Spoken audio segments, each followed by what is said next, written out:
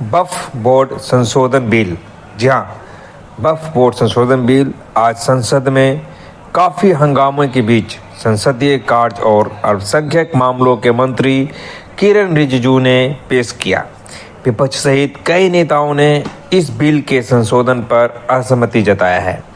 वक्फ board संशोधन bill कितना आवश्यक है, राजधानी दिल्ली से आई इस वीडियो को देखकर शायद आप समझ जाएंगे। पहले आप इस वीडियो को देखिए। शायद आ रहा है तो हमें कोई पुरानी रसीद दिखा दीजिए, हमने कटवाई है, हमारे बाप दादा ने कटवाई हो, क्योंकि हम 80 साल से रह रहे हैं, देश आजादी से पहले से रह रहे हैं, तो हमारे बाप दादा ने कोई रसीद तुमसे कटवाई हो, हमारे किसी पड़ोसी ने कटवाई हो, तो आप उस रसीद को हमारे सामने दिखाइए, हम उसे देख लेंगे तो हम समझ जाएंगे कि हम किराएदार हैं। लेकिन आप उन्होंने हाथ खड़े कर दिए, उनके पास कोई रसीद नहीं थी।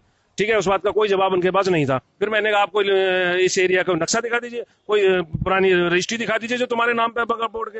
कोई कागज नहीं था, कुछ नहीं था, सिर्फ वो ये इस तरह से आए थे जमीन जिहाद के तरीके से कि जमीन कब्जा करनी है, कैसे करनी है और हिंदुओं को कैसे इन जमीनों से निकालना है। पहले इनको किराएदार बनाना है, फिर उनको घर से निकालना है, और घर से निकालने के बाद उस जगह को, जैसे कश्मीर में हुआ था ना, रोशनी एक्ट बनाया गया था, तो उस रोशनी एक्ट के तहत 101 रुपए में वो जमीन मुसलमानों को दे दी गई।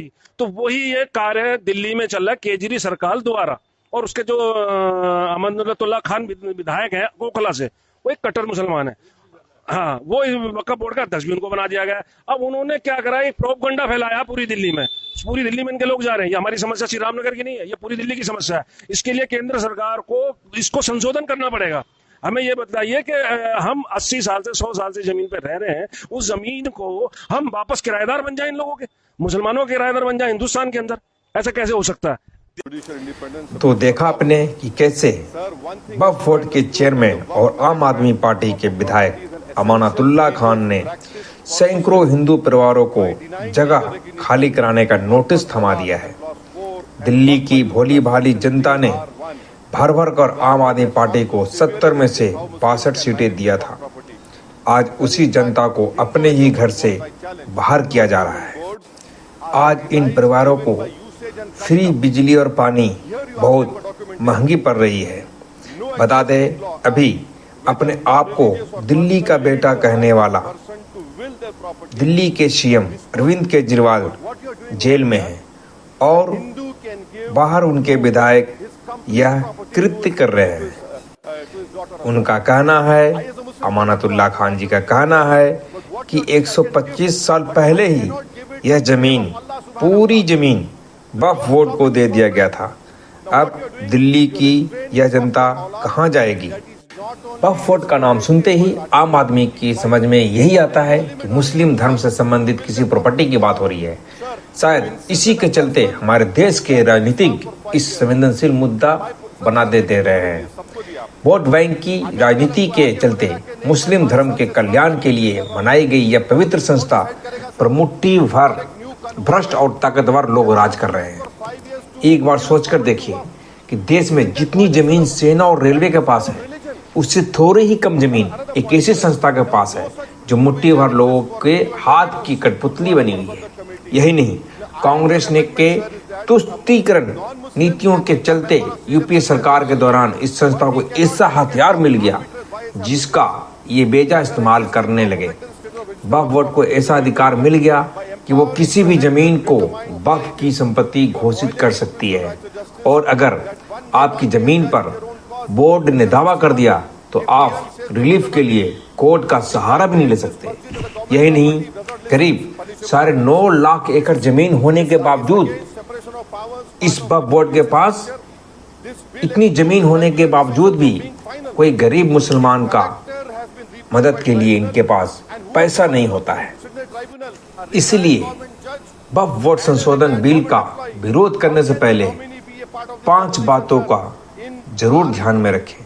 जो विरोध कर रहे हैं वो कम से कम ये 5 बातें को ध्यान में जरूर रखें, शायद उनके समझ में कोई बात आ जाए। वक्फ बोर्ड के दावे के खिलाफ कोर्ट में अपील क्यों नहीं हो सकता? अगर कोई अपील करना चाहता है तो क्यों नहीं कर सकता? यही तो है संशोधन में। वक्फ बोर्ड का सर्वे अगर कलेक्टर करता है तो इसमें एतराज क्यों? क्या बुराई है इसमें? कोई दिक्कत नहीं है। करीब 9.5 लाख एकड़ का कोई प्रॉपर्टी है, तो कोई रूल्स और रेगुलेशन तो होना ही चाहिए। एक छोटी मोटी संस्था, छोटी मोटी कंपनी के भी एक छोटे मोटे रूल्स रेगुलेशन होते हैं, तो इतनी बड़ी संस्था है उसके रूल और रेगुलेशन क्यों नहीं होना चाहिए। जहाँ एक और महिलाएं हमारे देश के अंदर में सांसद हैं, राष्ट्रपति भी रह चुकी हैं, कई बड़े नेता रह चुकी हैं, जब वो सब चीज़ें हो सकती है, महिलाओं को मिल सकता है, तो वक्फ बोर्ड में शामिल क्यों नहीं कर सकते? उनको जिम्मेदारी क्यों नहीं दिया जा सकता? क्या वक्फ बोर्ड की प्रॉपर्टी कब्जा हुए चंद मुस्लिम भ्रष्ट नेता के हाथ में पड़ी है, उनको इस बिल के जरिए उनके हाथों से क्यों नहीं छुड़वा जा सकता? उसको बचाने के लिए ऐसी कोई व्यवस्था क्यों नहीं बनाई जा सकती? इन तमाम बातों को अगर विपक्ष वोट बैंक की राजनीति न समझकर विचार करे तो उन्हें भी लगेगा कि नहीं, वक्फ बोर्ड संशोधन बिल का आना बहुत ही अनिवार्य है। आपको यह खबर कैसे लगी, आप हमें कमेंट्स के जरिए जरूर बताएंगे, ऐसा हम आशा करते हैं। और अगर अभी तक आपने हमारे चैनल आस्क न्यूज 24/7 को सब्सक्राइब नहीं किया है तो बस कर लें, ताकि कोई भी खबर आपसे मिस ना हो। तब तक के लिए मैं राजा गुप्ता आप सभी से विदा लेते हैं।